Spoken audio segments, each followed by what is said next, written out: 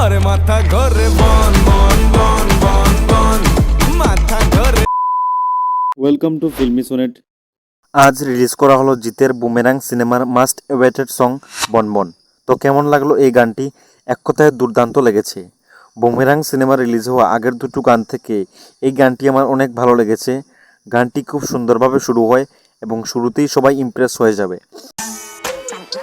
প্রেমের অ্যালগরিদম যায় না বোঝা খোকা। গানটিতে মিউজিক দিয়েছেন ও লিখেছেন নীলায়ন চ্যাটার্জি। গানটি গেয়েছেন নাকাশ আজিজ, যার ফলে গানটি শুনতে খুবই ভালো লাগে। প্রেমের ফাঁদে পড়ে হায় লাইফে। এবং এমনটা মনে হয়নি যে অন্য কেউ গাইলে আরও ভালো লাগতো। গানটি নাকাশ এত ভালোভাবে গেয়েছেন যে এক অন্য উচ্চতায় নিয়ে যার তার এই সুর। গানটিতে কোরিওগ্রাফি করেছেন বলিউডের বিখ্যাত কোরিওগ্রাফার বস্কো সিজার।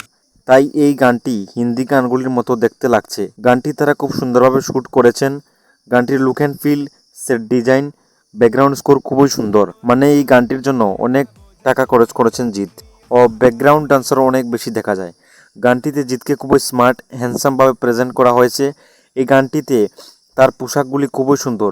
এই গানটির মেইন হাইলাইট হচ্ছে বস্কো সিজারের কোরিওগ্রাফিতে জিতের এই অসাধারণ ডান্স স্টেপগুলি। আরে মাথা ঘরে বন বন বন বন বন আরে মাথা ঘরে। গানটিতে জিতের সাথে রুক্মিণীকে দেখা যাচ্ছে এবং তাকে এখানে রোবট নিশার চরিত্রে দেখা যায়।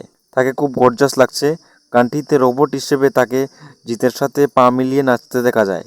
গানটি সিনেমার একটি সিচুয়েশনকে কেন্দ্র করে বানানো। হয়তো বা এমনটা হতে পারে যে রুক্মিণীর অনুপস্থিতিতে জিৎ তার বানানো রোবট নিশাকে নিয়ে কোনো একটি পার্টিতে যান এবং গানটির শেষে দেখা যায় যে নিশা অর্থাৎ রুক্মিণীর চার্জ শেষ হয়ে ডান্স করতে করতে হঠাৎ পড়ে যান।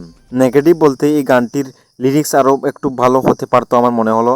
নীলায়ন নিজে গানগুলি না লিখে অন্য কোনো রাইটারকে দিয়ে গানগুলি লেখালে আরও ভালো হতো এবং এই গানটি প্রথম গান হিসেবে আনলে সিনেমার হাইপ অনেকটাই বাড়িয়ে দিত। আমার মনে হয় গানটি হিন্দিতে যখন আসবে তখন গানটি শুনতে অনেক ভালো লাগবে। সব মিলিয়ে গানটি একটি অসাধারণ গান হয়েছে। গানটিতে আমি রেটিং দিচ্ছি 10-এর মধ্যে 7। এটি আমার সম্পূর্ণ নিজের মতামত, যার ফলে আমার সাথে আপনার মতের অমিল থাকতেই পারে। আপনার কেমন লাগলো এই গানটি অবশ্যই জানাবেন। এখন এই পর্যন্তই, দেখা হচ্ছে আগামী ভিডিওতে। সমস্ত লেটেস্ট আপডেটসের জন্য চোখ রাখুন এবং সাবস্ক্রাইব করুন ইউটিউব চ্যানেল।